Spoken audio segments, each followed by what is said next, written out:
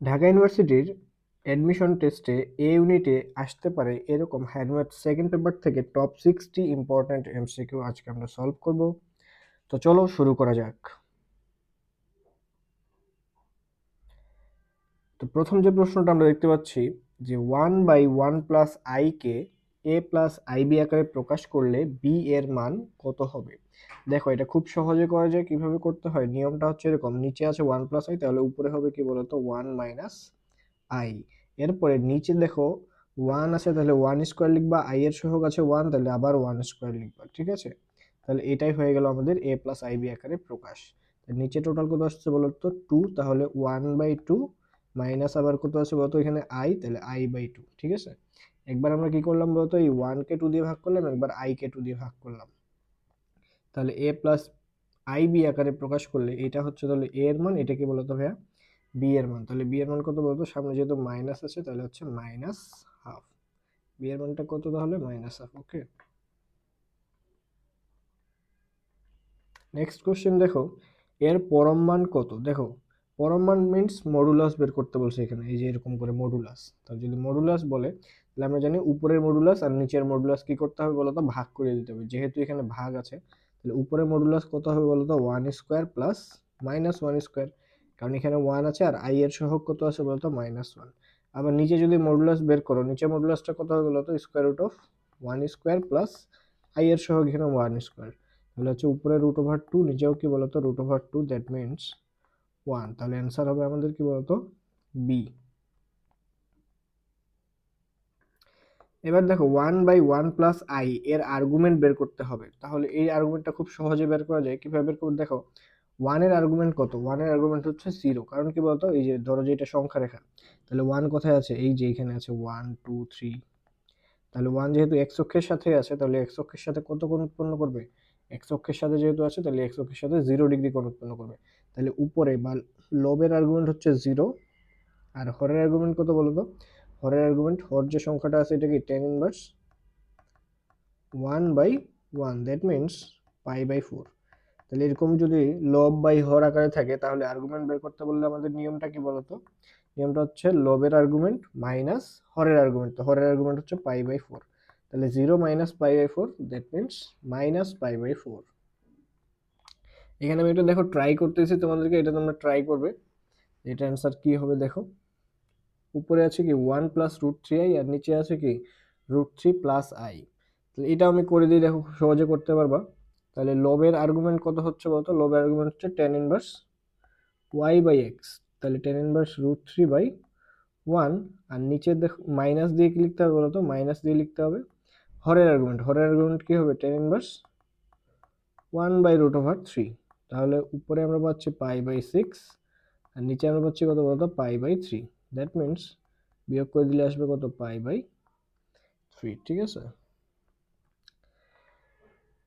এবার দেখো y = 1 - i √2, তবে y power 20 equal what. y equal দেওয়া আছে 1 - i √2, তাহলে y পাওয়ার 20 ইকুয়াল কত। তো এটা আমরা খুব ইজিলি করতে পারি এইভাবে। দেখো প্রথমে তুমি y² করে নাও। তো y² যদি করো তাহলে দেখো কি আসবে 1 - i whole square divide by, এখানে √2টাকে স্কোয়ার করলে 2 হয়ে যায়, তাই না। তাহলে এখন দেখো এই যে 1 - i হোল স্কোয়ার, এটাকে যদি আমরা সিম্পলিফাই করি তাহলে আমরা বলবো দেখো 1² - 2i + i²। মানে কত, i² মানে আবার হচ্ছে -1। তাহলে এখানে +1 আর -1 কেটে যাবে, শুধু থাকবে কি বলতো -i। দেখো +1 -1 কেটে গেল, 2i কে আবার 2 দিয়ে ভাগ করলে -i থাকলো। তাহলে y পাওয়ার আমার যেহেতু 20 লাগবে, তাহলে আমি কি করবো বলতো, y² এর পাওয়ার আরো কত দিতে হবে 10, দ্যাট মিনস -i এর পাওয়ার 10, যেটাকে আবার লেখা যায় কি বলতো i², আর i² মানে কত -1। অ্যান্সার হচ্ছে এখানে আমাদের কি বলতো, অ্যান্সার হচ্ছে আমাদের সি। এবার নেক্সট প্রবলেমটা দেখো, i = √1 হলে 1 + i + i² + i³ এমন করে i পাওয়ার 39 পর্যন্ত এর মানটা বের করতে হবে। তাহলে আমরা জানি যে i এর যদি পরপর 4টা পাওয়ার নেওয়া হয় সেটার যোগফল হয় কি বলতো 0। আই এর পরপর 4টা পাওয়ার, যে কোনো 4টা পাওয়ার যদি নাও তুমি পরপর, তাহলে সেটার মান কত হবে বলতো? সেটার মান হবে 0। তাহলে এখানে কতগুলো আই এর পাওয়ার আছে সেটা আমাদের জানতে হবে। এখানে দেখো 1 আছে, 1 মিনস আই পাওয়ার 0, তারপর কি আই পাওয়ার 1, আই পাওয়ার 2, এভাবে আই পাওয়ার 39 পর্যন্ত। তাহলে এখানে কয়টা পদ আছে সেটা আমাদের জানা লাগবে। তাহলে পদ সংখ্যার সূত্রটা কি ছিল বলতো? পদ সংখ্যা সমান হচ্ছে শেষ পদ মাইনাস আদি পদ বা শুরুর পদ ডিভাইড বাই কি বলতো? পার্থক্য প্লাস 1। তাহলে এখানে শেষ পদ হচ্ছে 39, শুরুর পদ হচ্ছে 0, আর পার্থক্য কত বলতো? 1 করে প্লাস 1। তাহলে এখানে পদ আছে কয়টা বলতো? 40টা। যেহেতু 4টা করে সমষ্টি নিলে কত আসে? 0 আসে। 4টা করে নিলে সমষ্টি কত আসবে বলতো? 0। যে কোনো 4টা পাওয়ার নাও আই এর পরপর, তাহলে অ্যান্সার কত আসবে? 0। তাহলে 40টাকে যদি আমি 4টা করে নিই, তাহলে 10 বার আমি 4টা করে নিতে পারবো। সবগুলোর রেজাল্ট কত হবে বলতো? 0। তাহলে অ্যান্সার হচ্ছে এখানে কত? অ্যান্সার হচ্ছে 0। এবার দেখো Z square equal 5 plus 12i হলে জেড এর মান কত? দ্যাট মিনস এই যে স্কোয়ারটাকে আমি যদি এই পাশে নিয়ে আসি তাহলে কি হয়ে যাবে বলতো? স্কোয়ার রুট হয়ে যাবে। তাহলে আমাকে এই যে এটার স্কোয়ার রুট বের করতে বলছে। তাহলে square root of 5 plus 12i। তো এটার জন্য আমাদের শর্টকাটের নিয়ম কি ছিল বলতো? যে স্কোয়ার রুট অফ, ধরো যে a plus i b equal কি রুট ওভার, শর্টকাট ফর্মুলাটা দেখো, শর্টকাট ফর্মুলাটা হচ্ছে এরকম, plus minus 1/√2 root over r plus a plus i root over r minus a. এটা হচ্ছে আমাদের শর্টকাট ফর্মুলা। তাহলে এখানে কি হবে? Plus minus 1/√2। আর মানে কি বলতো? আর মানে হচ্ছে মডুলাস। তাহলে আর সমান কত হবে বলতো? এখানে 5 square plus 12 square, that means হচ্ছে 13। তাহলে রুট ওভার 13। আর এ এর জায়গায় কত আছে এখানে বলতো? এ এর জায়গায় আছে 5, এখানে আবার 13 মাইনাস 5। তাহলে দেখো এখানে 13 প্লাস 5 মানে 18। 18কে যদি আমরা রুট করে দিলে কি আসবে বলতো? 3√2। আর এখানে হচ্ছে 8 আসবে, দ্যাট মিনস 2√2। তাই নিচে আবার √2 দিয়ে ভাগ করা আছে, তাহলে আমরা পেয়ে যাচ্ছি একবারে 3 প্লাস 2i। ঠিক আছে, তাহলে এটা হচ্ছে আমাদের রেজাল্ট, 3 প্লাস 2i। দেখো এবার বলছে 2i এর বর্গমূল কত। ঠিক আছে, তো এটা আমরা একটু মনে রাখবো, 2i এর বর্গমূল দিয়ে কিন্তু সবকিছুর বর্গমূল বের করা যায়। ঠিক আছে, ধরো যে এরকম করে বলছে -2i, তো তুমি কি করবা? শুধু মনে রাখো স্টেপগুলো কি করতেছি আমি। 1 square plus I square extra আমি অ্যাড করলাম। তাহলে কি হলো? দেখো এটা হচ্ছে এ স্কোয়ার, এটা কি বলতো? B square. A square plus B square, এখানে কি -2ab। ঠিক আছে, তাহলে কি হলো? 1 মাইনাস আই হোল স্কোয়ার হয়ে গেল না? আর উপরে তো রুট ছিল, তাহলে আমরা কি পাচ্ছি? Plus minus 1 minus I. ঠিক আছে, এখন যদি -2i না থাকে, যদি +2i থাকতো, তাহলে কি হতো বলতো? 1 প্লাস আই হয়ে যেত। তাহলে এইভাবেই চেঞ্জটা আসবে।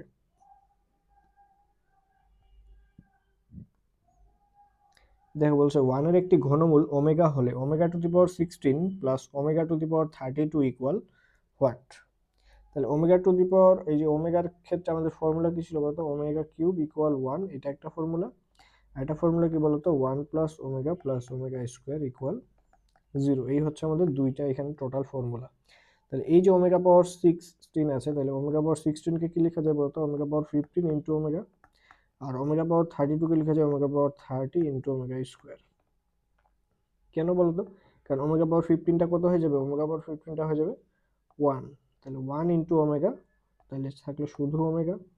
আর এখানে ω⁴13টা আবার কি হয়ে যাবে বলতো? 30টা 1 হয়ে যাবে, থাকবে ওমেগা স্কোয়ার। তাহলে এই ফর্মুলা থেকে ওমেগা প্লাস ওমেগা স্কোয়ার মানে কত বলতো? -1। তাহলে রেজাল্ট হচ্ছে আমাদের সি। এবার দেখো ω³ ইকুয়াল 1 হলে এটার মান বের করতে হবে। তাহলে এখানে কি আছে? 1 প্লাস ওমেগা স্কোয়ার, আর এখানে আছে 1 প্লাস ω⁴। তো যেগুলো প্লাস আছে শুধু সেগুলোকে নিয়ে আমরা কাজ করব, মাইনাসটাকে রেখে দিব সেভাবেই। তাহলে দেখো 1 প্লাস ওমেগা স্কোয়ারকে আমরা কি লিখতে পারি বলতো? মাইনাস ওমেগা লিখতে পারি। আর কোশ্চেনে অলরেডি একটা মাইনাস ওমেগা আছে।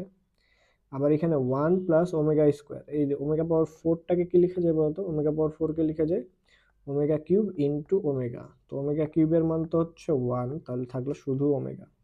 তাহলে এখানে 1 plus omega, that means minus omega square. আর কোশ্চেন আমাদের আগে থেকে একটা কি ছিল, মাইনাস ওমেগা স্কোয়ার। তাহলে এখানে -2 ওমেগা ইন্টু -2 ওমেগা স্কোয়ার। তাহলে দেখো 4 ওমেগা কিউব হয়ে গেল, ওমেগা কিউবের মান 1, তাহলে অ্যান্সার হচ্ছে 4। এখানে আমি যেটা ইউজ করছি, আমাদের ফর্মুলা ছিল 1 প্লাস ওমেগা স্কোয়ার ইকুয়াল 0। এখান থেকে যদি যে কোনো দুইটা আমার জানা থাকে, যেমন এখানে আমার একবার জানা ছিল এইটা, তাহলে এইটুকু সমান কি লেখা যাবে তাহলে বলো তো, এই যে ওমেগা স্কোয়ারটাকে এই পাশে নিয়ে যাও, তাহলে হচ্ছে মাইনাস ওমেগা স্কোয়ার হয়ে গেল। এইটা আমরা ইউজ করছি কিন্তু, হ্যাঁ।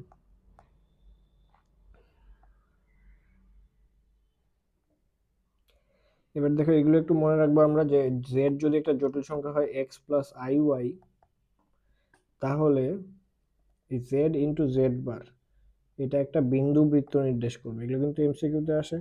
আবার Z into Z bar equal যদি কে থাকে, কে একটা কনস্ট্যান্ট, হ্যাঁ, কে এর জায়গায় 1 2 3 4 যে কোনো কিছু থাকতে পারে, এটা হলে একটা বৃত্ত নির্দেশ করবে। আবার জেড প্লাস এ এর মডুলাস ইকুয়াল কে থাকলেও বৃত্ত নির্দেশ করবে। আর যদি Z plus A modulus divide by Z plus B modulus থাকলে ইকুয়াল 1 হলে আবার কি হবে বলতো, সরল রেখা। তাহলে এগুলো একটু আমরা মনে রাখবো।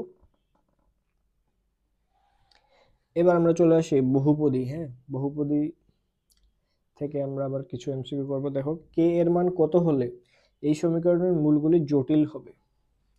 তো মূলগুলো জটিল হওয়ার জন্য কে এর মান কত হইতে হবে সেটা দেখাইতে বলছে। দেখো তাহলে মূল জটিল হওয়ার জন্য কি হইতে হবে বলতো, পৃথায়ক লেস দেন 0। পৃথায়ক মানে কি, বি স্কোয়ার মাইনাস 4ac। এই যে বি কত এখানে বলতো, কে। এই যে আমাদের ফর্মুলা ছিল a x square plus b x plus c, that means x এর সাথে যেটা থাকে সেটাই কি বলতো, বি। তাহলে এখানে বি স্কোয়ার মাইনাস 4, এ বলতে এখানে কত আছে বলতো, 1 আছে।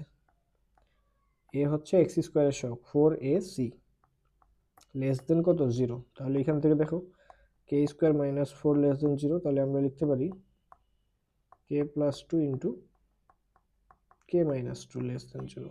তাহলে এরকম যদি থাকে কে প্লাস 2 কে মাইনাস 2, তাহলে অ্যান্সারটা হবে -2 থেকে +2 এর মধ্যে। কি হবে বলতো অ্যান্সারটা, -2 থেকে +2 এর মধ্যে, দ্যাট মিনস -2 এখানে কি বলতো, +2। এটা আমাদের বাস্তব সংখ্যা চ্যাপ্টারে আমাদের পড়া ছিল। যদি এরকম কখনো আসে কে প্লাস 2 কে মাইনাস 2, তাহলে হচ্ছে -2 থেকে +2। যদি আসে কে প্লাস 6 কে মাইনাস 6, তাহলে -6 থেকে +6 হবে, ঠিক আছে। তাহলে অ্যান্সার হচ্ছে সি। এবার দেখো এই যে x square plus 4x plus 3 সমীকরণের মূলগুলো কি প্রকৃতির, মানে মূলগুলোর প্রকৃতি জানতে চাইছে। দ্যাট মিনস আমাদের কি বলতো, ডি এর মান বের করতে হবে। ডি ইকুয়াল কি বলো, বি স্কোয়ার মাইনাস 4ac। এখানে বি কত, বি হচ্ছে 4, তাহলে 4 স্কোয়ার মাইনাস 4a, সি এর মান হচ্ছে 3, তাহলে 16 মাইনাস 12, তাহলে কত আসলো বলতো, এখানে 4 আসলো। 4 তো 0 হচ্ছে বড়, তাই না।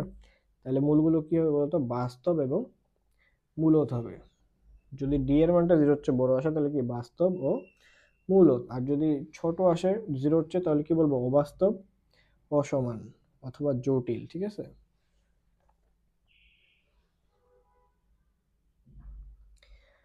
এবার দেখো সমীকরণের এই যে একটা ত্রিঘাত সমীকরণ দেওয়া আছে, সমীকরণের দুটি মূলের যোগফল শূন্য হলে তৃতীয় মূলটি কত। তাহলে দুটি মূলের যোগফল শূন্য, দ্যাট মিনস একটা মূল যদি আলফা হয় আর একটা মূল হবে কি বলতো, মাইনাস আলফা। আর তৃতীয় মূলটাকে আমরা ধরে নিলাম বিটা, ঠিক আছে। কারণ কি, এই দুটা মূলের যোগফল কত, 0, ওরা বলে দিছে। তাহলে তৃতীয় মূলটা বের করতে হবে আমাদের। আমরা জানি যে মূল তিনটার যোগফলের একটা ফর্মুলা ছিল, তাই না, যে মূল ত্রয়ের যোগফল। বলতো মূল ত্রয়ের যোগফল সমান কি ছিল, মাইনাস বি বাই এ। তাহলে মাইনাস বি হচ্ছে এখানে কি -3, এ হচ্ছে কত বলতো এখানে 1, ঠিক আছে। তাহলে এখানে আলফা আর মাইনাস আলফা তো কেটে যাচ্ছে, তাহলে বি ইকুয়াল আমরা পেয়ে যাচ্ছি কি 3।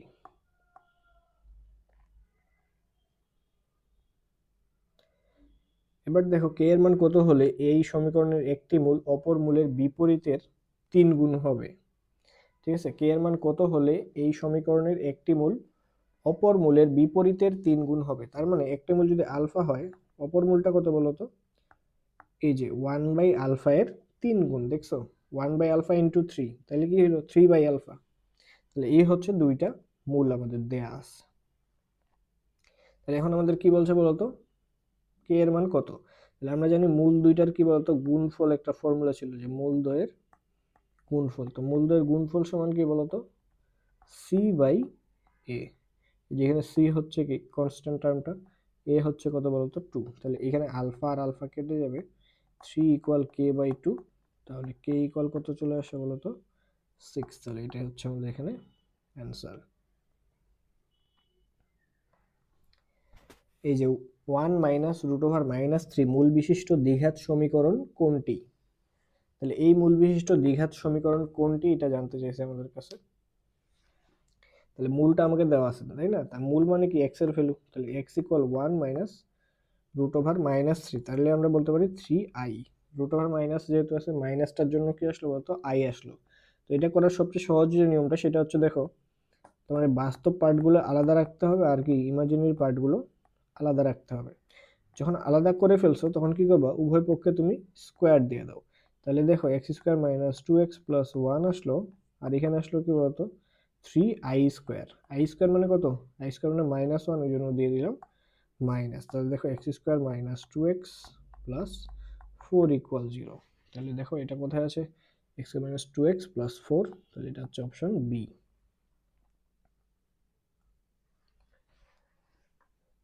আবার দেখো সিমিলার একটা প্রশ্ন, 1 প্লাস আই কোনো দ্বিঘাত সমীকরণের মূল হলে সমীকরণটি কি হবে। তাহলে এটা যেহেতু একটা মূল, তাহলে এক্স ইকুয়াল হচ্ছে আমাদের 1 প্লাস আই। তাহলে আমরা লিখতে পারি এক্স মাইনাস 1 ইকুয়াল হচ্ছে কি আই। তাহলে আমরা দুই পাশে কি করবো, স্কোয়ার করে দেবো। তাহলে দেখো X square minus 2x plus 1 equal I square মানে -1। তাহলে দেখো আমরা পেয়ে যাচ্ছি X square minus 2x plus 2 equal 0। তাহলে অ্যান্সার হচ্ছে আমাদের এ।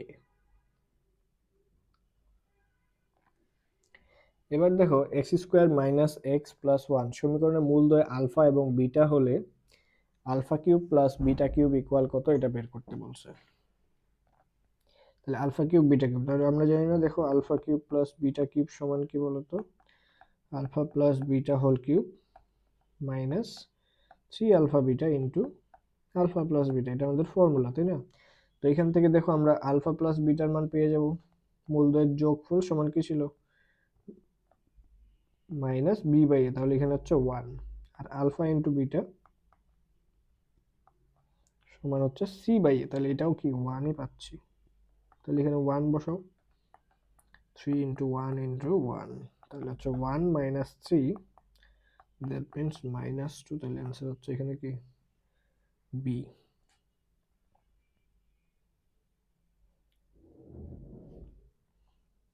এবার দেখো এই সমীকরণের মূলদ্বয় আলফা বিটা হলে আলফা প্লাস 2 আর হচ্ছে বিটা প্লাস 2 মূল বিশিষ্ট সমীকরণ। দেখো আলফা প্লাস 2 হচ্ছে এই সমীকরণের মূল, সরি আলফা এবং বিটা হচ্ছে এই সমীকরণের মূল। তাহলে এমন একটা সমীকরণ বের করতে হবে যার মূল হবে কি আলফা প্লাস 2 বিটা প্লাস 2। তো এই ধরনের যখন প্রশ্নগুলো আসবে তখন আমরা মনে রাখবো, এখানে দেখো মূল আগে ছিল আলফা বিটা, এখন কি alpha plus 2 beta plus 2, that means 2 2 করে বৃদ্ধি পাইছে। তো যখন বৃদ্ধি পাবে তখন আমরা কি করবো, এক্স এর জায়গায় এক্স মাইনাস 2 বসাবো। যেহেতু বৃদ্ধি পাইছে বলছো তাহলে আমরা কমাই দিব। তাহলে এক্স এর জায়গায় এটা বসায় দাও, তাহলে সেটাই হবে আমাদের অ্যান্সার। ঠিক আছে, ওই সেম সমীকরণে এক্স এর জায়গায় জাস্ট নতুন ইয়াটা বসাবা। অ্যাকচুয়ালি নিয়মটা হচ্ছে এরকম, তোমার যে নতুন মূলটা বলছে এক্স ইকুয়াল, এটা ধরে নিবা আলফা প্লাস 2, এটা হচ্ছে নতুন মূল। তাহলে এখান থেকে আলফা ইকুয়াল কত হচ্ছে এক্স মাইনাস 2, তাহলে এইটা হচ্ছে নিউ ইকুয়েশনে আমরা বসাই দেবো। ঠিক আছে, আগের ইকুয়েশনটাতে এই জিনিসটা বসাই দিলে আমাদের অ্যান্সার চলে আসবে। তাহলে এটাকে যদি আমরা সিম্পলিফাই করি, তাহলে দেখো আমাদের কি আসতেছে, +4x -4x কেটে গেল, আর এখানে হচ্ছে এক্স স্কোয়ার প্লাস 1 ইকুয়াল 0, তাহলে হচ্ছে অপশন আমাদের সি নাম্বারটা।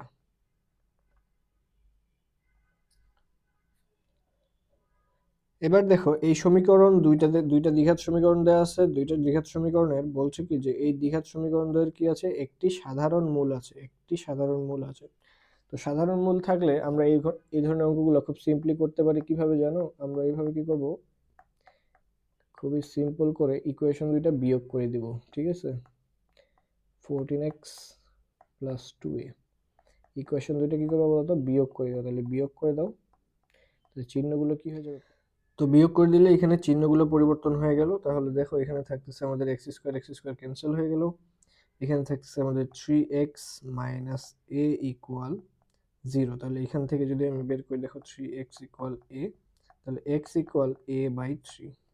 তাহলে এই যে x এর ভ্যালু, সেটা যদি আমরা যে কোনো একটা ইকুয়েশনে বসাই দিই, দেখো প্রথম ইকুয়েশনটাতে যদি বসাই, তাহলে a by 3 whole square minus 11 into a by 3 plus a equal 0। তাহলে দেখো a স্কোয়ার বাই 9 আসলো, মাইনাস হচ্ছে 11/3a প্লাস a ইকুয়াল 0। তাহলে 9 দিয়ে গুণ করে দাও, 9 দিয়ে গুণ করলে আসলে a square minus 33a plus 9a। তাহলে দেখো এখান থেকে a স্কোয়ার, এই যে 33a মাইনাস 9a, তাহলে হচ্ছে মাইনাস 24a ইকুয়াল 0। এটা সলভ করলে আমরা a এর মান পাচ্ছি 0 আর 24। তার মানে অ্যান্সার হচ্ছে আমাদের a। নেক্সট কোশ্চেনটা দেখো, এর ন্যূনতম মান কোনটি, ঠিক আছে। এই ধরনের যে প্রশ্নগুলো আছে আমাদের, যে ন্যূনতম মান কোনটি সেগুলো আমরা বের করার জন্য আমরা একটা সূত্র ইউজ করি, যে সূত্রটা হচ্ছে কি বলতো,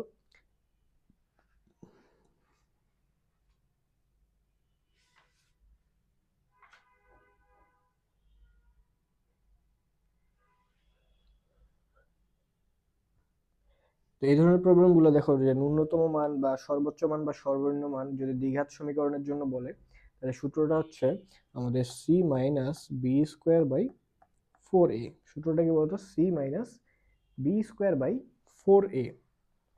তো এই সূত্রটা ইউজ করে আমরা কি বলতো ম্যাক্সিমামও বের করতে পারি, আবার কি মিনিমামও বের করতে পারি। এটা ডিপেন্ড করতেছে যে ওই এ এর মানটা গ্রেটার দেন 0 নাকি লেস দেন 0। এটা কিন্তু একটা মানেই থাকবে, হয় ম্যাক্সিমাম থাকবে, না হলে কি বলতো মিনিমাম থাকবে। তাহলে এখানে সি কত বলো, সি এর মান হচ্ছে 5 মাইনাস বি এর মান হচ্ছে -2, আর এখানে 4 ইন্টু এ, এর মান হচ্ছে কি বলতো এখানে 1, ঠিক আছে। তাহলে দেখো কত আসলো, তাহলে 5 মাইনাস 1 দ্যাট মিনস 4। এটাই হচ্ছে কি বলতো আমাদের ন্যূনতম মান। এবার দেখো এক্স পাওয়ার 19 মাইনাস 6 এক্স পাওয়ার 11 মাইনাস কে, সরি প্লাস কে রাশির একটি উৎপাদক এক্স মাইনাস 1 হলে কে ইকুয়াল কত। তো আমরা এগুলো 9-10এই পড়ছিলাম, যে এই যে উৎপাদক উপপাদ্য, যেহেতু এক্স মাইনাস 1 একটি উৎপাদক, তাহলে এটা যদি এফ অফ এক্স হয়, তাহলে উৎপাদক হলে কি হবে, তো এফ অফ 1 ইকুয়াল কি আসবে, 0 আসবে। তাহলে এফ অফ 1 বের করো, তাহলে 1 to the power 19 minus 6 into 1 to the power 11 plus K equal কি বলতো 0। মানে এফ অফ এক্স এর জায়গায় কি বসাচ্ছি বলতো, এফ অফ 1 বসাই দিচ্ছি। তাহলে 1 মাইনাস 6 প্লাস কে ইকুয়াল 0। তাহলে কে ইকুয়াল কত আসছে বলতো 5। এটা হচ্ছে আমাদের অ্যান্সার। এখানেও আমরা কিছু ফর্মুলা মনে রাখবো। দেখো আমরা হচ্ছে এবার কনিক শুরু করতেছি। তো কনিকের ক্ষেত্রে এগুলো আমরা একটু মনে রাখবো, যদি আমাদের এক্স ওয়াই যুক্ত পদ না থাকে সেই ক্ষেত্রে অনেক ইজিলি এগুলো বলা যায়। এক্স ওয়াই যুক্ত পদ না থাকলে বৃত্ত হবে কখন, যদি এক্স স্কোয়ারের সহগ আর ওয়াই স্কোয়ারের সহগটা সমান হয়। উপবৃত্ত হবে কখন, যদি এক্স স্কোয়ার ওয়াই স্কোয়ারের সহগ একই চিহ্ন বিশিষ্ট এবং অসমান হয়, ঠিক আছে। সমান হলে কিন্তু বৃত্ত, আর অসমান হলে কি উপবৃত্ত। আবার যদি হয় তোমার এক্স স্কোয়ার ওয়াই স্কোয়ারের সহগ বিপরীত চিহ্ন বিশিষ্ট, বিপরীত চিহ্ন মানে একটা প্লাস একটা মাইনাস, সেক্ষেত্রে হবে কি অধিবৃত্ত। আর পরাবৃত্ত হবে কখন, যদি এক্স স্কোয়ার অথবা ওয়াই স্কোয়ারের যে কোনো একটি অনুপস্থিত থাকে, দ্যাট মিনস শুধু এক্স স্কোয়ার থাকবে অথবা শুধু ওয়াই স্কোয়ার থাকবে। আর এখানে উৎকেন্দ্রিকতাগুলো দেওয়া আছে, এগুলো একটু মনে রাখতে হবে।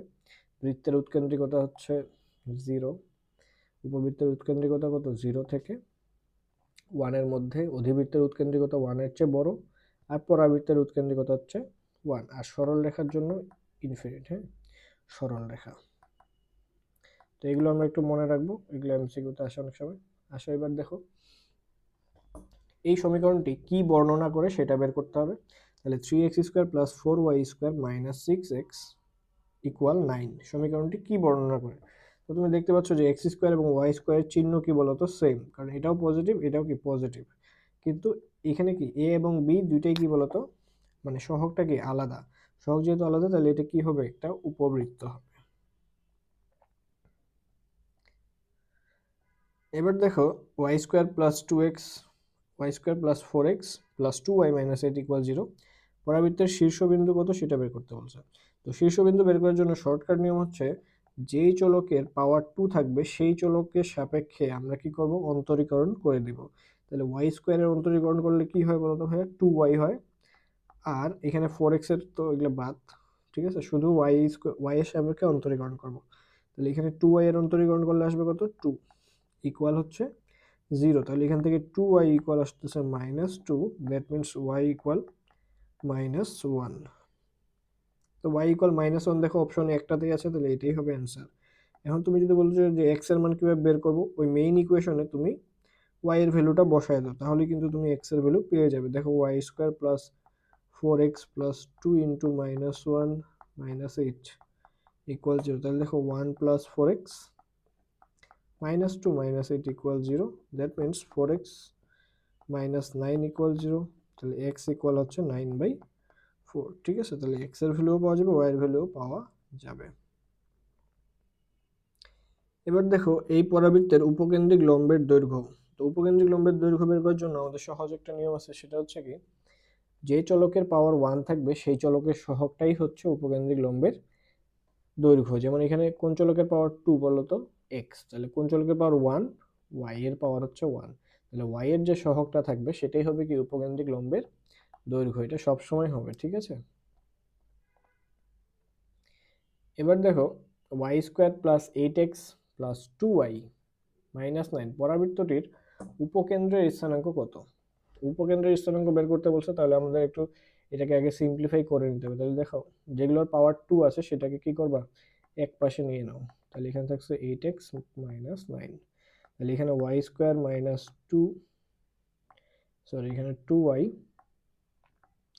প্লাস 1। কেন 1 নিলাম বলতো, কারণ এখানে তাহলে হোল স্কোয়ার হয়ে গেল, দুই পাশে আমি 1 নিয়ে নিলাম, তাহলে y -1 হোল স্কোয়ার। আর এখানে আমাদের 8 যদি আমরা কমন নিই তাহলে থাকবে x -1। তাহলে এখানে 4 ইন্টু 2 x -1, ঠিক আছে, y -1 হোল স্কোয়ার। তাহলে দেখো স্থানাঙ্ক কি হওয়ার কথা, a, 0, তাই না। এর মান কত আছে এখানে, দেখো a হচ্ছে এখানে আমাদের 2 আছে, তাই না। তাহলে 2, 0 হওয়ার কথা ছিল, কিন্তু 2, 0 কি হবে, হবে না। কেন বলতো, কারণ শীর্ষ তো মূল বিন্দুতে নাই। তাহলে শীর্ষ কোথায় আছে বলতো, x থেকে 1 বিয়োগ হয়েছে, y থেকেও 1 বিয়োগ হয়েছে, তাহলে দুই জায়গাতেই আমরা কি করবো বলতো, 1 1 করে যোগ করে দিব। তাহলে 2 আর 1 3, 0 আর 1 1। তাহলে শীর্ষ যদি অন্য কোনো বিন্দুতে থাকে তাহলে শীর্ষের যেটা স্থানাঙ্ক সেটাকে বলতো সব জায়গাতে যোগ করে দিতে হয়। তাহলে আমরা উপকেন্দ্রের সাথেও কি যোগ করে দিলাম, ওকে। এবার দেখো y স্কোয়ার ইকুয়াল 8x পরাবৃত্তের এই বিন্দুর উপকেন্দ্রিক দূরত্ব কত। তো উপকেন্দ্রিক দূরত্ব কি বলতো, উপকেন্দ্রিক দূরত্ব হচ্ছে যে চলকের ঘাত 1 সেটা প্লাস a, এটাই হচ্ছে কি উপকেন্দ্রিক দূরত্ব। হ্যাঁ, উপকেন্দ্রিক দূরত্ব ফর্মুলা হচ্ছে কি যে চলকের ঘাত 1 সেই চলক প্লাস a। তাহলে x প্লাস a, তাহলে কোন বিন্দুর স্থানাঙ্ক বের করবো বলতো, 2, 4। তাহলে এখানে x কত, x হচ্ছে 2, আর এখানে a কত, দেখো এই যে y square equal 4 into a into x. তাহলে a এর মানটা কত হয়ে গেল, 2 হয়ে গেল, 2 2 হচ্ছে 4।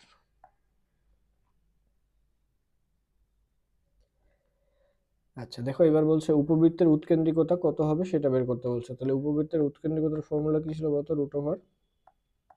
√1 মাইনাস যেটা ছোট অক্ষ সেটা স্কোয়ার ভাগ যেটা বড় অক্ষ সেটার স্কোয়ার। তাহলে এখানে এটাকে আমরা আগে সিম্পলিফাই করে নিই। দেখো তাহলে আমরা যদি দুইটাকেই 20 দিয়ে 20 দিয়ে ভাগ করে দিই, তাহলে দেখো 5y স্কোয়ার বাই 20 ইকুয়াল 1। 20 দিয়ে কি করলাম, বোথ সাইডে ভাগ করে দিলাম। তাহলে দেখো X square by 5 plus Y square by 4 equal হচ্ছে 1। তাহলে এখানে হচ্ছে a ইকুয়াল কত, √5, আর b স্কোয়ার, দেখো একবার স্কোয়ারের মানটাই আমরা বের করে নিই, a স্কোয়ার হচ্ছে 5 আর b স্কোয়ার হচ্ছে কত, 4। তাহলে e এর এখানে বসাও 1 মাইনাস 4/5, দ্যাট মিনস 1/5, তাহলে 1/√5, সেটা হচ্ছে কি আমাদের অ্যান্সার। এবার দেখো 27, এই কণিকের নিয়ামক দ্বয়ের মধ্যবর্তী দূরত্ব। দেখো দেখো ঢাকা ইউনিভার্সিটিতে আসছিল নিয়ামক দ্বয়ের মধ্যবর্তী দূরত্ব। তাহলে এটা একটা উপবৃত্ত নিয়ামক দ্বয় কোথায় বলো তো? নিয়ামকটা এখানে, একটা এখানে। তো নিয়ামকের স্থানাঙ্ক আমরা কি জানি? a/e, 0। তাহলে এটা মূল বিন্দু থেকে a/e দূরত্বে থাকে, তাহলে এই নিয়ামকটাও কত দূরত্বে থাকবে? a/e। তাহলে টোটাল দূরত্ব হবে 2 ইন্টু a/e, এটা হবে দূরত্ব। তাহলে আমাদের এখান থেকে a এবং e বের করে নেওয়া লাগবে। তো আসলে আমরা এটা বের করে নিই আগে। তাহলে এটাকে 225 দিয়ে আগে পুরো ইকুয়েশনটা কি করবা বলো তো? পুরো ইকুয়েশনটাকে আগে 225 দিয়ে ভাগ করে দাও। তাহলে 9x² by 225 plus 25y² divide by 225 equal হচ্ছে 1। তাহলে দেখো x² by 25 plus y² by 9, y² by কত হবে বলতো? 9 ইকুয়াল হচ্ছে 1। তাহলে এখান থেকে a² মান 25 আর b² মান কত? 9, ঠিক আছে। তাহলে a ইকুয়াল হচ্ছে আমাদের 5, b ইকুয়াল হচ্ছে কত? 3। ওকে, তাহলে e বের করো। e সমান কি ছিল? √1 মাইনাস b² বাই a²। তাহলে কত আসে দেখো? 16/25, দ্যাট মিনস 4/5। আর আমাদের তাহলে 2ae সমান কত আসতেছে? 2 ইন্টু a এর মান হচ্ছে 5, e এর মান হচ্ছে 4/5। তাহলে আমাদের 25/2 যোগ বিয়োগ করে আমরা 25/2 পেয়ে যাচ্ছি। ওকে,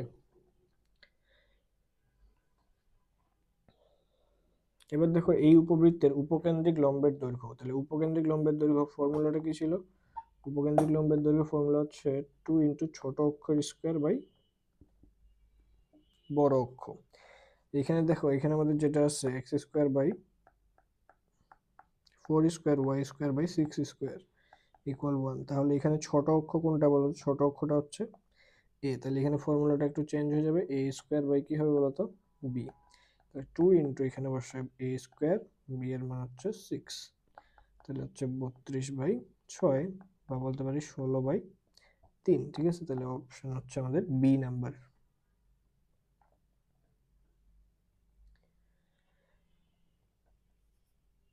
এবার দেখো এই উপবৃত্তের কেন্দ্রের স্থানাঙ্ক বের করতে হবে। তাহলে কেন্দ্রের স্থানাঙ্ক বের করার জন্য নিয়মটা কি বলতো? এক্স এর সহগগুলো এক জায়গায় রাখতে হবে, ওয়াই এর সহগগুলো কি করতে হবে বলতো? এক জায়গায় রাখতে হবে। মানে এক্স গুলো এক জায়গায়, ওয়াই গুলো এক জায়গায়। তাহলে দেখো x² মাইনাস 2x, আর এখানে আছে কি বলতো? 4y² minus 16y plus 14 equal 0। তাহলে দেখো এখানে x², এখানে যদি হোল স্কোয়ার বানাতে চাও তাহলে x² মাইনাস 2x প্লাস 1 লাগবে। আবার এখানে দেখো 4 যদি কমন নাও তুমি, তাহলে কি থাকতেছে? y² মাইনাস 4y, তাহলে প্লাস আবার 4 নিব, ঠিক আছে। তাহলে আমরা কি থাকলো এখানে দেখো, এই যে এখানে 14 ছিল, আমরা কি করছি এই পাশে 4 4 16 যোগ করছি, আর এখানে 17 যোগ করছি। তাহলে এই পাশেও কি দিবা? 17, দুই সাইডে কি 17 দিয়ে দিলাম। তো এখন দেখো এখানে হচ্ছে এক্স মাইনাস 1 হোল স্কোয়ার, এখানে হচ্ছে কি ওয়াই মাইনাস 2 হোল স্কোয়ার, আর এখানে কত বলো তো? 14কে এই পাশে নিয়ে গেলে কত হবে? 17 মাইনাস 14, তাহলে হচ্ছে 3।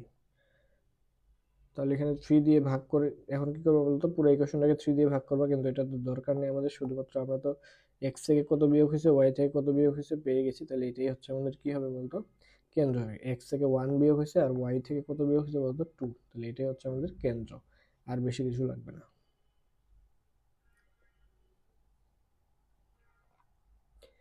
এবার দেখো অধিবৃত্তের উপকেন্দ্রিক লম্বের দৈর্ঘ্য বের করতে বলছে। তাহলে অধিবৃত্তের ক্ষেত্রে উপকেন্দ্রিক লম্বের দৈর্ঘ্য কি বলতো? ওই সেম ফর্মুলাটাই আমাদের। এটা হচ্ছে x² by 2 minus y² by 4 equal 1। কি করলাম বলতো? পুরো ইকুয়েশনটাকে আমরা 2 দিয়ে কি করলাম? ভাগ করে দিছি। তাহলে দেখো, তাহলে এখানে a² এর মান হচ্ছে 2 আর b² মান কত? 4। তাহলে উপকেন্দ্রিক লম্বের দৈর্ঘ্য সমান কি বলতো? 2b² by a। তাহলে 2 ইন্টু 4² 2 ইন্টু b² মান 4, a এর মান কত? a এর মান হচ্ছে 2, সরি a এর মান হচ্ছে √2, তাই না? কারণ এটা তো a স্কোয়ারে ভ্যালু হচ্ছে 2। তাহলে এখান থেকে আমরা কি পাচ্ছি বলতো? 4√2। কিছু ভুল হয়েছে, x² বাই 2 মাইনাস, সরি এখানে হচ্ছে 4 হবে না, এখানে তো হবে 1/4। তাই না? কারণ আমরা 2 দিয়ে যখন ভাগ করতেছি উপরে থাকবে 4, তো উপরে 4টাকে আমরা হচ্ছে নিচে লিখতে পারি 1/4 হিসেবে। তাহলে এখানে হচ্ছে 1/4 থাকবে, দ্যাট মিনস 4 যদি নিচে চলে আসে তাহলে হচ্ছে এটা কাটাকাটি করো, তাহলে 1/2√2 এটা হচ্ছে আমাদের অ্যান্সার হবে এখানে। হ্যাঁ, তাহলে অ্যান্সার হচ্ছে সি।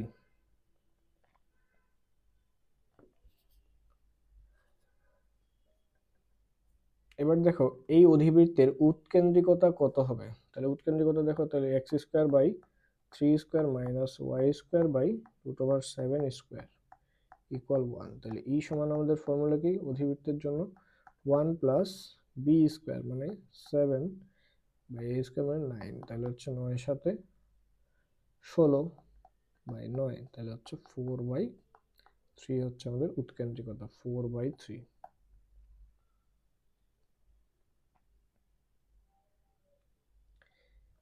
এবার দেখো y = 4x + c রেখাটি y² = 32x পরাবৃত্তকে স্পর্শ করলে c ইকুয়াল হট। আমরা জানি এই ক্ষেত্রে y = mx + c যদি হয়, আর যদি y² = 4 × a × x হয়, সেই ক্ষেত্রে আমাদের ফর্মুলা কি ছিল বলতো, c ইকুয়াল কি হবে a/m। তাহলে এখানে a এর মান কত, এই যে 4ax, তাহলে a এর জায়গায় আছে 8 আর m এর জায়গায় আছে কত বলতো 4, তাহলে আমরা পেয়ে যাচ্ছি কত, c এর মানটা 2। শর্টকাট ফর্মুলা হচ্ছে c ইকুয়াল কি হবে a/m। আর এখানে y² = 4ax না থেকে যদি x² = 4ay থাকতো, তাহলে এটা একটু মনে রাখবা, তাহলে c ইকুয়াল হইতো কি বলতো -am²। ঠিক আছে। এবার দেখো বিপরীত ত্রিকোণমিতি, এখানে আমাদের এইগুলো একটু মনে রাখতে হবে, ডোমেইন রেঞ্জগুলো। হ্যাঁ, খুবই ইম্পর্টেন্ট ডোমেইন রেঞ্জগুলো। সাইন ইনভার্স এক্স এর ডোমেইন কত, ডোমেইন হচ্ছে -1 থেকে +1, আর রেঞ্জ হচ্ছে -π/2 থেকে +π/2। কজ ইনভার্স এক্স এর ডোমেইন হচ্ছে -1 থেকে +1, আর রেঞ্জ হচ্ছে 0 থেকে π। মেইনলি সাইন আর কজটা মনে রাখলেই আসলে সবগুলো বলা যায়, বেশি ডিফারেন্স নাই এখানে যদিও এই দুইটা। হ্যাঁ, তো যখন তুমি সাইন আর কস পড়ে ফেললা, তখন দেখো টেন আর কোটের রেঞ্জ কি, এই যে দেখো টেনের রেঞ্জটা হচ্ছে সাইনের মতো, আর কোটের রেঞ্জটা, কোট ইনভার্সের রেঞ্জটা হচ্ছে কি বলতো কসের মতো। হ্যাঁ, আর এখানে টেন আর কোটের জন্য ডোমেন কি অল রিয়েল নাম্বারস। আবার কোসেকের ক্ষেত্রে হবে কি, এই যে এখানে ছিল -1 থেকে +1, এখানে হবে r -1 টু +1, এখানে ছিল -1 টু +1, এখানে হবে r মাইনাস এটা। ঠিক আছে, এখানে যা ছিল দেখো, এখানে যা ছিল সেটাই, শুধুমাত্র কি 0 বাদ, এখানে যা ছিল তাই, এখানে শুধু কি বলতো π/2টা বাদ। তো এগুলো একটু তুমি এইভাবে মনে রাখতে পারো, এগুলো খুব কাজের প্রশ্ন আসবে। যেমন দেখো tan ইনভার্স 2/3 আর cos ইনভার্স 2/√13 ইকুয়াল হোয়াট। তাহলে আমরা কি করবো বলতো, দুইটাকে আমরা টেনে নিয়ে যাব। তো টেনে নিয়ে যাওয়ার জন্য এখানে একটা কি করা লাগবে বলতো, ত্রিভুজ আঁকা লাগে। তো cos θ সমান কি ভূমি ভাগ অতিভুজ, তাহলে লম্বটা আমাদের হয়ে গেল কত বলতো 3। এইভাবে আমরা বের করে ফেলবো cos θ সমান কি ভূমি ভাগ অতিভুজ, এই জন্য 2 আর 13 লিখে ফেললাম, আর লম্বটা এখান থেকে বের করলাম। আমরা চাচ্ছি এটাকে কিসে নিয়ে যাবো বলতো, টেনে নিয়ে যাবো। তাহলে tan ইনভার্স কত হবে, tan ইনভার্স লম্ব ভাগ ভূমি, তাহলে 3/2। তাহলে দেখো এটা আছে 2/3, এটা আছে কত 3/2, তার মানে উল্টা। তাহলে আমরা এটাকে 10 না লিখে ওইটাকে আমরা কি লিখতে পারি বলতো cot লিখতে পারি। তাহলে এটাও হয়ে গেল কি বলতো 2/3। তো আমরা একটা ফর্মুলা পড়ছিলাম যে tan inverse x plus cot inverse X equal কত হয় বলতো π/2 হয়। তাহলে এটা হচ্ছে আমাদের ওই ফর্মুলা অনুযায়ী π/2 হয়ে গেল। এবার দেখো sine cot inverse 10 cos inverse equal 3/4। Sine cot inverse 10 cos inverse 3/4 এর মান কত। তো এই ধরনের গুলোর ক্ষেত্রে আমরা একটা জিনিস মনে রাখবো, যদি এইভাবে জোড়ায় জোড়ায় থাকে সাইন কস, হ্যাঁ 10 cot, এগুলো যদি জোড়ায় জোড়ায় থাকতে হবে এক নাম্বার কথা। আর 2 নাম্বার কথা হচ্ছে যে কোনো একটাতে ইনভার্স থাকতে হবে। যে কোনো একটাতে কি থাকতে হবে বলতো, ইনভার্স একটাতে, এই জোড়ার মধ্যে একটাতে ইনভার্স থাকতে হবে। প্রথম কথা হচ্ছে জোড়া থাকতে হবে, দ্বিতীয় কথা কি প্রত্যেক জোড়ায় একটা করে ইনভার্স থাকতে হবে। যদি থাকে তাহলে এগুলো একে অপরে কি হয়ে যাবে বলতো, সব ক্যান্সেল হয়ে যাবে। তাহলে দেখো টেন আর কোটের মধ্যে ক্যান্সেল হয়ে গেল, সাইন আর কসের মধ্যে কি হয়ে গেল বলতো আবার ক্যান্সেল হয়ে গেল। তাহলে থাকলো কত 3/4, তাহলে অ্যান্সার হবে 3/4।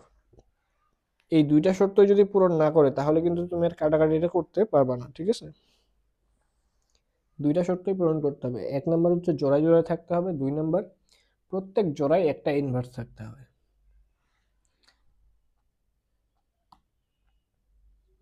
এবার দেখো এই যে cosec square tan inverse half minus 3 sec square cot inverse √3।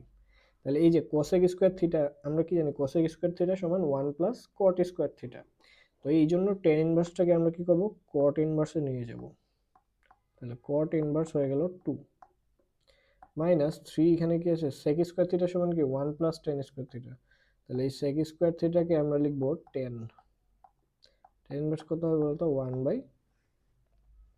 তাহলে দেখো কোসেক স্কোয়ার থিটা এটাকে ধরতেছি থিটা সমান লিখব কি 1 প্লাস কট স্কোয়ার। তাহলে কট স্কোয়ার কট ইনভার্স 2। তাহলে কট আর কট ইনভার্স কি হবে বলতো, কেটে যাবে। তাহলে 1 প্লাস এই যে স্কোয়ারটা শুধু 2 এর উপরে থাকবে, ঠিক আছে? আবার এখানে দেখো 3 সেক স্কোয়ার থিটা সমান কি লিখবো 1 প্লাস টেন স্কোয়ার থিটা। তাহলে হচ্ছে 1/3 হয়ে যাবে, √3টা এখান থেকে চলে গেল। তাহলে থাকলো কি দেখো -3 প্লাস 1। তাহলে 5, তাহলে হচ্ছে কত আসছে দেখো তো, যোগ বিয়োগ করে 3 সেক স্কোয়ার থিটা সমান কি, সেক স্কোয়ার থিটা সমান 1 প্লাস টেন স্কোয়ার থিটা।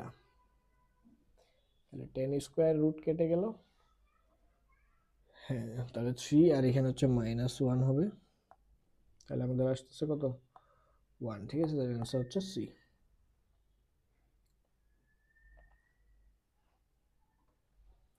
এবার দেখো sec inverse X equal cosec inverse Y হলে নিচের কোনটি সত্য? তাহলে সেক ইনভার্স এক্স আর কোসেক ইনভার্স ওয়াই হলে নিচের কোনটি সত্য? তাহলে সেক ইনভার্স এক্স কে কি করা যায় বলতো, সেক ইনভার্স এক্স লিখতে পারি আমরা cos ইনভার্স 1/x, আর কোসেক ইনভার্স কে কি লিখতে পারি sin ইনভার্স 1/y।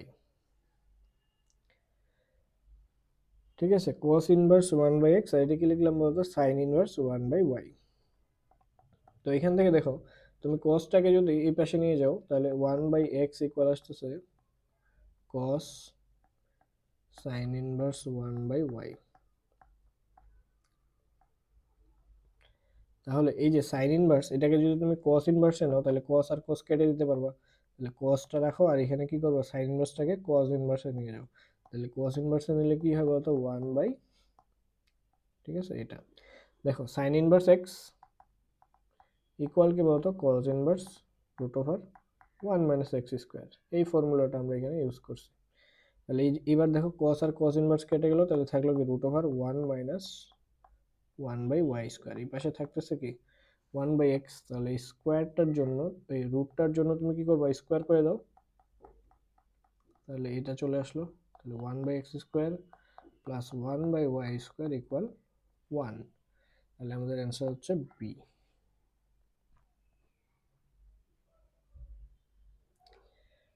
এবার দেখো tan inverse 2x by 1 minus X square equal sine inverse 2a by 1 plus A square plus cos inverse. এই যে এগুলো তাহলে কি বলতো সবগুলো আমাদের ফর্মুলা, কিসের ফর্মুলা, এটা হচ্ছে 2 tan ইনভার্স x এর ফর্মুলা। এটা কি বলতো, এটা হচ্ছে 2 tan ইনভার্স x এর ফর্মুলা। তাহলে 2 tan ইনভার্স a আছে যেহেতু তাহলে a বসবে। এটাও কি বলতো 2 tan ইনভার্স x এর ফর্মুলা, তাহলে 2 tan ইনভার্স b। তাহলে সবগুলো 2 এখান থেকে ক্যান্সেল করে দাও, তাহলে দেখো tan ইনভার্স x ইকুয়াল থাকলো কি tan inverse a plus tan inverse b। এটার জন্য ফর্মুলা দাও, তাহলে কি হচ্ছে বলতো tan inverse a plus b divide by 1 minus a b. এটা formula tan inverse a plus tan inverse b এর। দুই পাশ থেকে যদি tan ইনভার্স গুলো ক্যান্সেল করো তাহলে x ইকুয়াল এই জিনিসটা চলে আসলো। তাহলে আমাদের অ্যান্সার হচ্ছে কি বলতো বি।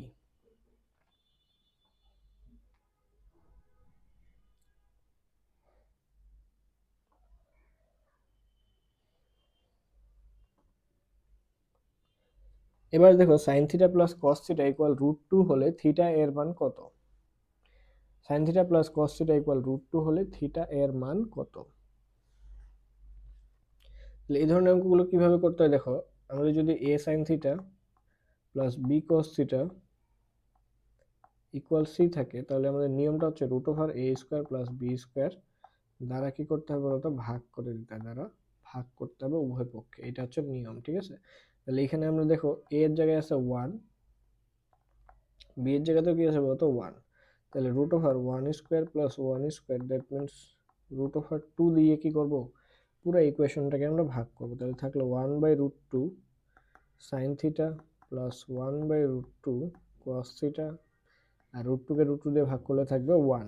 তাহলে দেখো এটাকে আমরা এইভাবে লিখবো যে sine π/4 sine theta plus cos π/4 cos theta.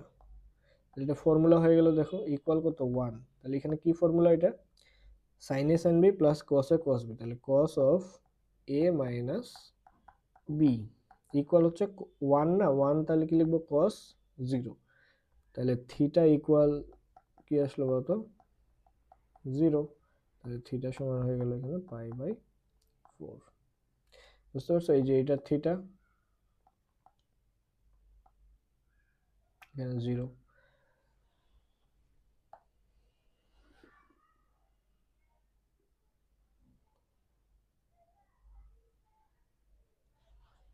এবার দেখো tan square theta plus sec theta equal হচ্ছে -1, তাহলে থিটা এর মান কত হবে সেটা বের করতে হবে। তো এই ধরনের গুলো যখন থাকবে যে একটা স্কোয়ার আছে একটা একঘাত আছে, তখন নিয়মটা হচ্ছে যে অনুপাতটাতে একঘাত থাকবে সেই অনুপাতে কনভার্ট করা লাগবে বাকি সবগুলো অনুপাতকে, ঠিক আছে। তাহলে টেন স্কোয়ারকে আমরা কি লিখবো, টেন স্কোয়ার থিটাকে আমরা লিখবো,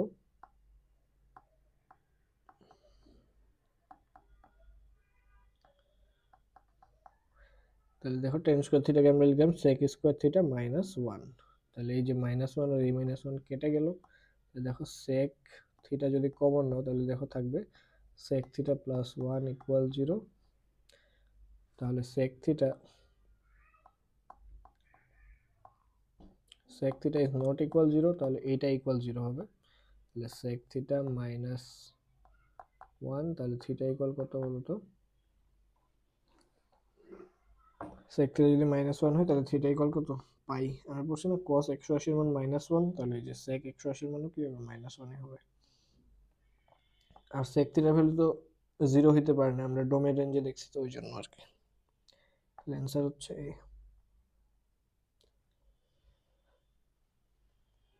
এবার দেখো এর সাধারণ সমাধান কোনটা, এই যে তো এটাকে আমরা কি লিখতে পারি, দেখো cos θ/5 ইকুয়াল হচ্ছে -½ তাহলে cos θ/5 ইকুয়াল আমরা এখানে কি লিখবো cos -½ 2π/3 লেখা যায় তাই না, cos 120 এর মান -½ তাহলে cos θ ইকুয়াল cos আলফা, এই যে এটা হচ্ছে আলফা।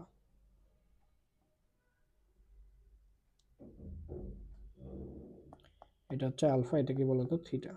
তাহলে cos θ ইকুয়াল cos আলফা, তাহলে থিটা সমান কি হয় বলতো 2nπ প্লাস মাইনাস আলফা।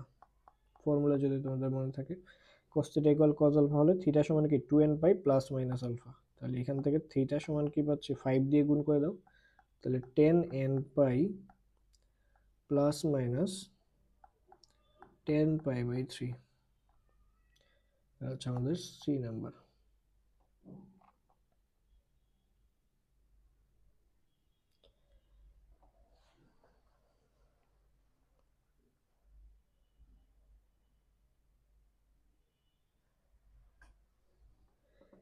এবার দেখো স্থিতিবিদ্যা শুরু হচ্ছে আমাদের। √14 এককের দুইটি সমান বল 120 ডিগ্রি কোণে এক বিন্দুতে কাজ করে, এদের লব্ধির মান কত, ঠিক আছে।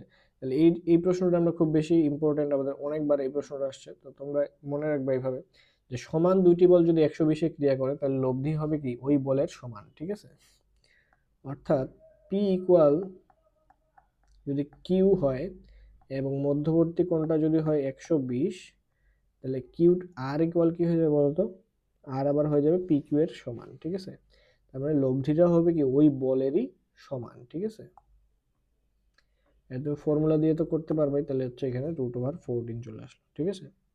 আর এটা তোমরা মনে রাখবে যে পি ইকুয়াল কিউ ইকুয়াল আর হলে লব্ধিটা যদি বলের সমান হয়ে যায় তাহলে আলফা ইকুয়াল কত 120। তাহলে এটা অনেকভাবে এইভাবে আসতে পারে ঘুরে।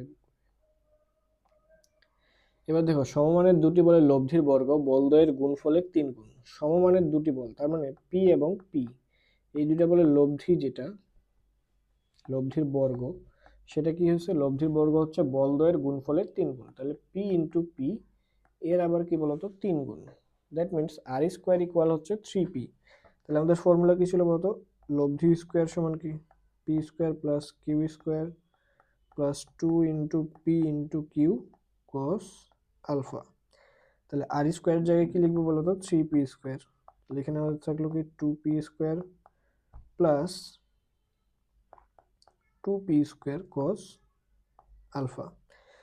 তা দেখো সব জায়গা থেকে তুমি পি স্কোয়ার গুলো ক্যান্সেল করে দিতে পারো, পি স্কোয়ার ক্যান্সেল করো, তাহলে থাকলো 3 মাইনাস 2 ইকুয়াল 2 কজ আলফা, তাহলে কজ আলফা সমান আসছে হাফ, আলফা সমান কি বলতো π/3। অ্যান্সার হচ্ছে আমাদের এ।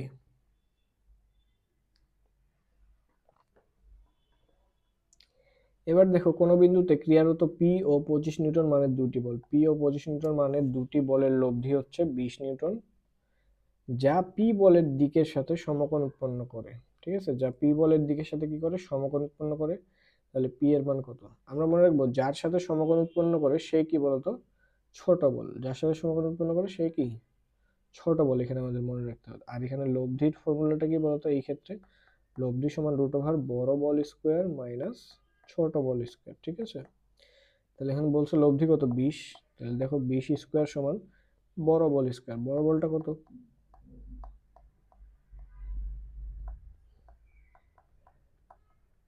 বড় বলটা হচ্ছে আমাদের 25 আর ছোট বলটা কত পি, তাহলে এখানে আসলো 225, তাহলে পি এর মান আসছে কত বলতো 15। ঠিক আছে,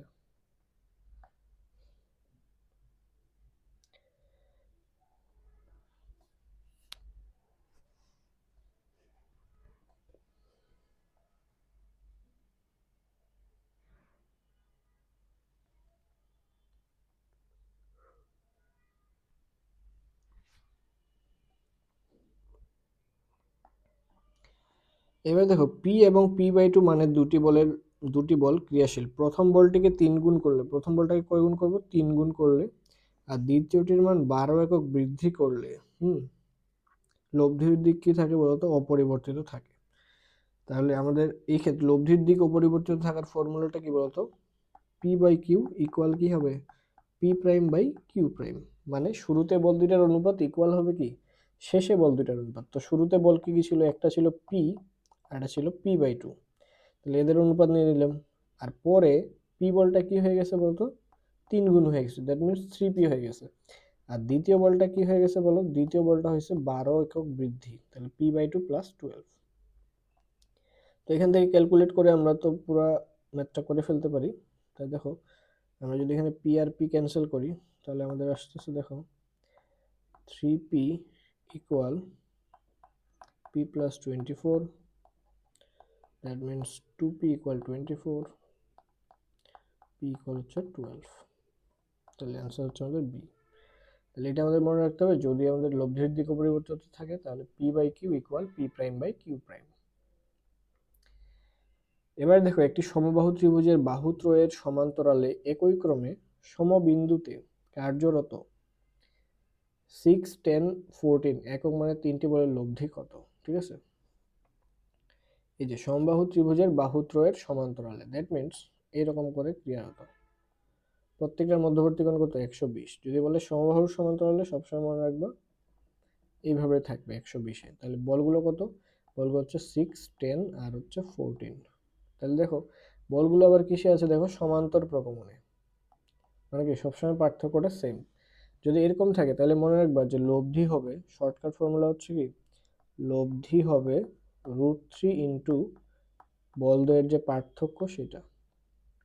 তাহলে এখানে কি √3 ইন্টু পার্থক্য কত বলতো 4 করে পার্থক্য, তাহলে এখানে √3 ইন্টু 4, তাহলে অ্যান্সার কি বলতো 4√3।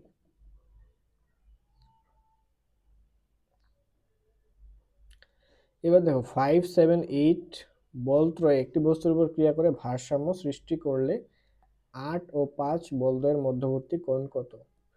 এরকম যদি বলে যে ভারসাম্য সৃষ্টি করছে, ভারসাম্য সৃষ্টি করার কি হয়েছে, এই ক্ষেত্রে আমরা সিনারিওটা এরকম চিন্তা করবো, ভারসাম্য হওয়া মানে কি যে কোনো দুইটা বলের লব্ধি তৃতীয়টার সমান এবং বিপরীত, যে কোনো দুইটা বলের লব্ধি কি বলতো তৃতীয়টার সমান এবং বিপরীতমুখী। তাহলে 8 এবং 5 নিউটন এই দুইটা বলের লব্ধি কি ধরবো বলতো? 7 ধরে ফেলবো। তাহলে আমরা জানি লব্ধি স্কোয়ার সমান কি বলতো? প্রথম বল স্কোয়ার প্লাস দ্বিতীয় বল স্কোয়ার 2 ইন্টু প্রথম বল দ্বিতীয় বল কজ আলফা। এখান থেকে আমরা আলফা বের করে ফেলবো। 64 প্লাস 25 80 কজ আলফা।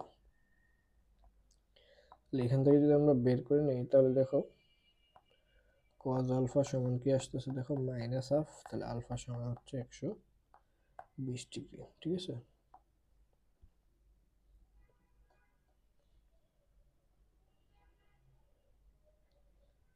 এবার এগুলো দেখো সদৃশ সমান্তরাল বল আর হচ্ছে বিসদৃশ সমান্তরাল বলের ক্ষেত্রে কি হয় সেটা দেখি। 30 মিটার দৈর্ঘ্য বিশিষ্ট এবি দণ্ডের, তাহলে আমরা একটা দণ্ড এঁকে ফেলি। দেখো এবি দণ্ড, ঠিক আছে, এই দণ্ডটা কি বলতো? 30 মিটার দৈর্ঘ্যের। কি বলছে? এ প্রান্তে আছে 20 কেজি ওয়েট আর বি প্রান্তে আছে কত বলতো? বি প্রান্তে আছে আমাদের পি কেজি ওয়েট ঝুলানো আছে। এদের লব্ধি সি বিন্দুতে, এই যে এখানে লব্ধিটা ধরো যে সি পয়েন্টে কাজ করতেছে। হ্যাঁ, এটা লব্ধি। লব্ধিটা কি হবে? পি প্লাস 20, কারণ কি একই দিকে যেহেতু কাজ করতেছে লব্ধি হবে যোগফলের সমান। ঠিক আছে, বলছে এসি এর দৈর্ঘ্য, এই যে এসি এর যে দৈর্ঘ্য এটা হচ্ছে কত? 20। তাহলে বলো টোটাল তো ছিল 30, তাহলে এই বিসি কত হয়ে যাবে? বিসি হবে 10। ঠিক আছে, তাহলে বলছে পি ইকুয়াল হোয়াট?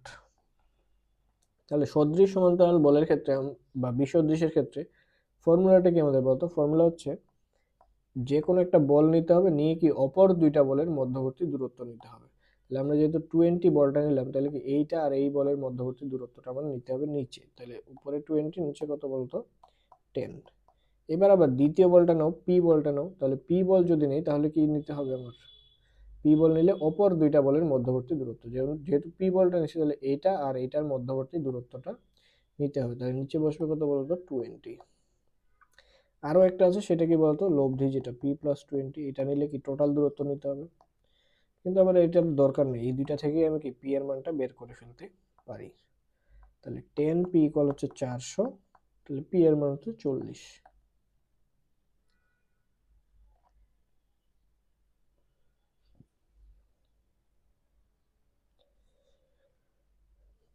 এবার দেখো 16 নিউটন 11 নিউটন মানে দুটি বল, বিসদৃশ বল কিন্তু। হ্যাঁ, 5 মিটার দূরত্বে অবস্থিত। যদি পরবর্তীতে বলদ্বয় 18 নিউটন ও 13 নিউটন হয় তাহলে লব্ধির সরণ কত? তাই দেখো 16 থেকে 18 হয়েছে, দ্যাট মিনস 2 একক বৃদ্ধি পেয়েছে।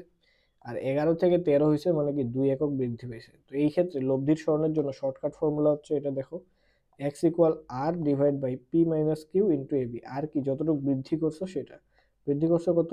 2 করে বৃদ্ধি করছো 16 থেকে 18। নিচে দিতে হবে পি মাইনাস কিউ। তাহলে একটা বল 16, দ্বিতীয় বলটা কত বলতো? 11। আর এখানে এবি মানে কি? বল দুটার মধ্যবর্তী দূরত্ব হচ্ছে 5। তাহলে অ্যান্সার হলো 2 মিটার। লব্ধির সরণ কত? 2 মিটার। এবার আমরা গতিবিদ্যায় চলে আসতেছি। গতিবিদ্যা থেকে দেখো কয়েকটা প্রশ্ন।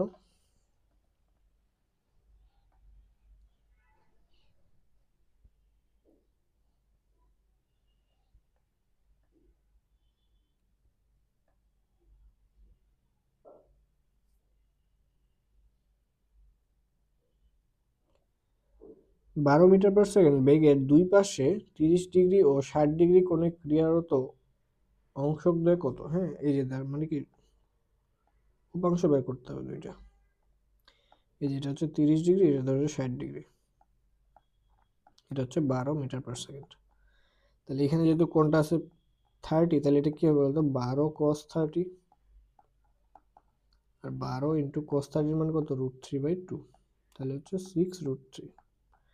আর এই পাশেরটা কি হবে বলতো? এখানে যেহেতু কোণ আছে কত? 60, তাহলে 12 cos 60 ডিগ্রি। cos 60 মানে হাফ, তাহলে হয়ে গেল 6। তাহলে 6 আর হচ্ছে 6√3। ঠিক আছে, উপাংশ ওই যে কোণটা থাকে সেটার cos থিটা। 12 এর উপাংশ, তাহলে 12 cos থিটা।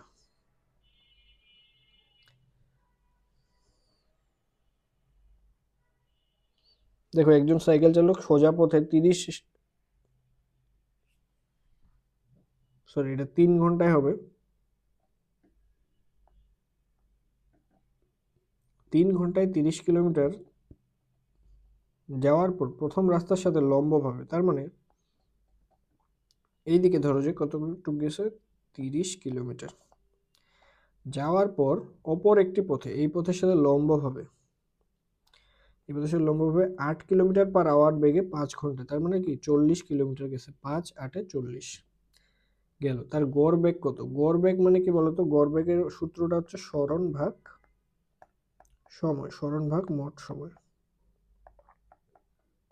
তাহলে সরণ কত? এখান থেকে শুরু করছিল, তাহলে এখানে পৌঁছেছে, তাহলে এই হচ্ছে সরণ। 30 আর 40-এর পিথাগোরাস অ্যাপ্লাই করলে পাই 50, সরণ হচ্ছে তাহলে 50। সময় কত লাগছে? শুরুতে লাগছিল 3 ঘন্টা, পরে লাগছে কত? 5 ঘন্টা, তাহলে টোটাল 8 ঘন্টা। ঠিক আছে, তাহলে 6 8 48, তাহলে 2/8, তার মানে 1/4। অ্যান্সার হবে কি এ। দেখো, একজন লোক স্রোতের বেগের √2 গুণ বেগের স্রোতের সাথে কত কোণে সাঁতার দিলে নদীটি সোজাসুজি পার হতে পারবে। তাহলে সোজা পার হওয়ার জন্য, সোজা পারাপারের জন্য কি হইতে হয় বলতো? cos আলফা সমান মাইনাস সাঁতারুর বেগ বাই হচ্ছে স্রোতের বেগ। এই হচ্ছে আমাদের ফর্মুলা, তাই না? তাহলে এখন কি বলছে বলতো? সে কি করছে? স্রোতের স্রোতের বেগের √2 গুণ বেগে, তাহলে স্রোতের বেগটা ধরো যে ভি, তাহলে এখানে কি হবে? √2 ইন্টু ভি। ঠিক আছে, তাহলে ভি আর ভি কেটে দাও, তাহলে minus 1/√2। cos alpha equal alpha সমান তাহলে কত হলো বলতো? 135। এটা ফর্মুলা আমরা মনে রাখবো, হ্যাঁ। cos আলফা সমান কি বলতো? যদি সোজা পার হইতে চাই সেক্ষেত্রে cos আলফার ফর্মুলা হচ্ছে মাইনাস স্রোতের বেগ ডিভাইড বাই সাঁতারুর বেগ।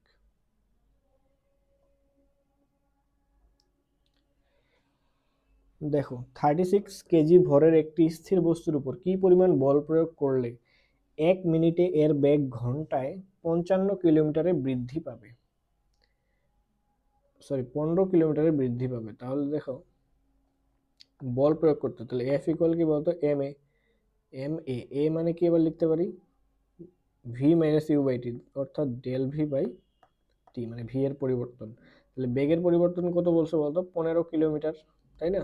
তাহলে এম এর জায়গায় বসাও 36, আর বেগ কত? 15 কিলোমিটার যেহেতু বলছে, তাহলে কি করবা? 1000 দিয়ে গুণ করো, আর প্রতি ঘন্টা, তাহলে কি, আচ্ছা, তাহলে টি এর মান দেওয়া আছে আবার 1 মিনিট, দ্যাট মিনস 60 সেকেন্ড। তাহলে 1000 দিয়ে যদি এটাকে কাটো, তাহলে তুমি পাবা 3.6। এখন আবার 3.6 দিয়ে এটাকে আবার কাটতে পারবা, তাহলে আসবে 10, 10 দিয়ে কাটলে আসবে 6, তাহলে হচ্ছে 15/6, তাহলে 6 দুগুণে 12, তাহলে হচ্ছে 2.5। ঠিক আছে, ডেল ভি বাই টি কেন লিখছি বলতো? ওই যে V minus you by T ছিল না, মানে বেগের পরিবর্তন ভাগ সময়। ওকে, এটা দেখো 20 মিটার পার সেকেন্ড বেগে ও 4 মিটার পার সেকেন্ড স্কোয়ার সমত্বরণে চলমান বস্তু কণার 5তম সেকেন্ডে অতিক্রান্ত দূরত্ব কত? ওই যে তম সেকেন্ডে ইউ প্লাস হাফ এ, সূত্রটা কি? হাফ এ 2t মাইনাস 1। টি তম সেকেন্ডে যদি অতিক্রান্ত দূরত্ব চাও, ইউ কত এখানে? 20, এন হচ্ছে হাফ ইন্টু এ মানে হচ্ছে ত্বরণ, ত্বরণ কত? 4, 2 ইন্টু টি, টি এর মান হচ্ছে 5 মাইনাস 1, তাহলে হচ্ছে 9। 4 নং 36, 36কে 2 ভাগ করলে হবে 18, তাহলে 20 প্লাস 18, দ্যাট মিনস 38।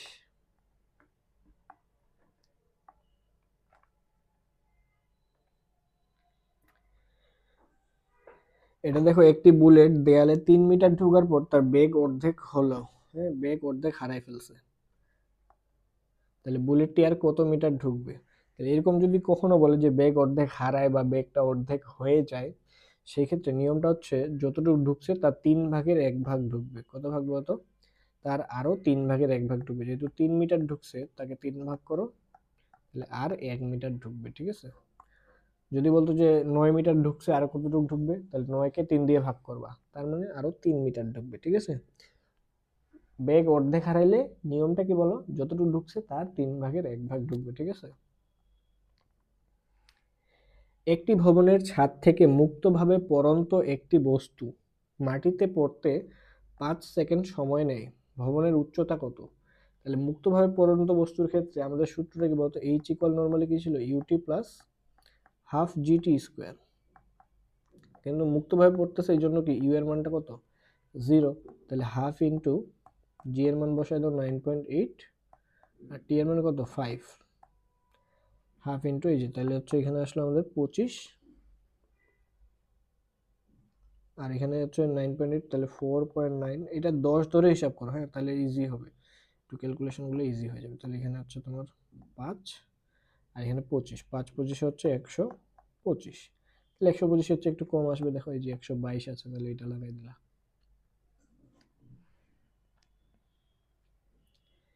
প্রাসের ক্ষেত্রে কিছু বেসিক নিয়ম আমাদের মনে রাখতে হবে। দেখো প্রাস মানে কি, যদি আমরা একটা নির্দিষ্ট কোণে একটা বস্তুকে নিক্ষেপ করি, যেমন এখানে দেখো যে আলফা কোণে আমরা কি করতেছি বলতো, এবং ইউ বেগে একটা বস্তুকে নিক্ষেপ করছি, তাহলে কিছুক্ষণ পর বস্তুটা যায় এইদিকে একটা কোথাও পতিত হবে, তাই না?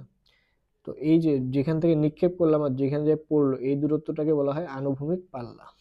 আর আনুভূমিক পাল্লার জন্য ফর্মুলা হচ্ছে আমাদের এই যে ইউ স্কোয়ার সাইন 2α/জি। আর ম্যাক্সিমাম কতটুকু উচ্চতায় উঠবে সেটা বের করার জন্য আমাদের এই ফর্মুলা ইউ স্কোয়ার সাইন α/2জি। ফর্মুলাগুলো কিন্তু পরীক্ষায় ডিরেক্ট আসে, ঠিক আছে?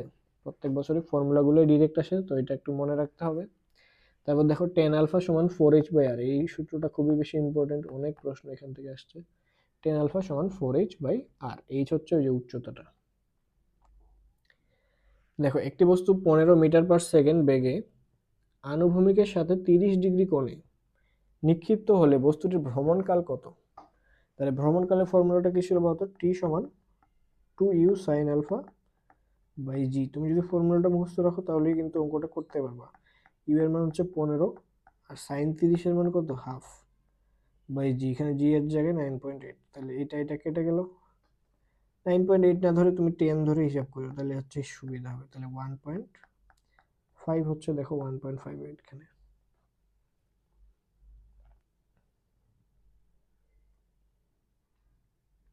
দেখো একটি প্রক্ষেপকের আনুভূমিক পাল্লা এর সর্বোচ্চ উচ্চতার 4 গুণ হলে, মানে আনুভূমিক পাল্লা হচ্ছে কি বলতো, তাহলে আর ইকুয়াল হচ্ছে 4h।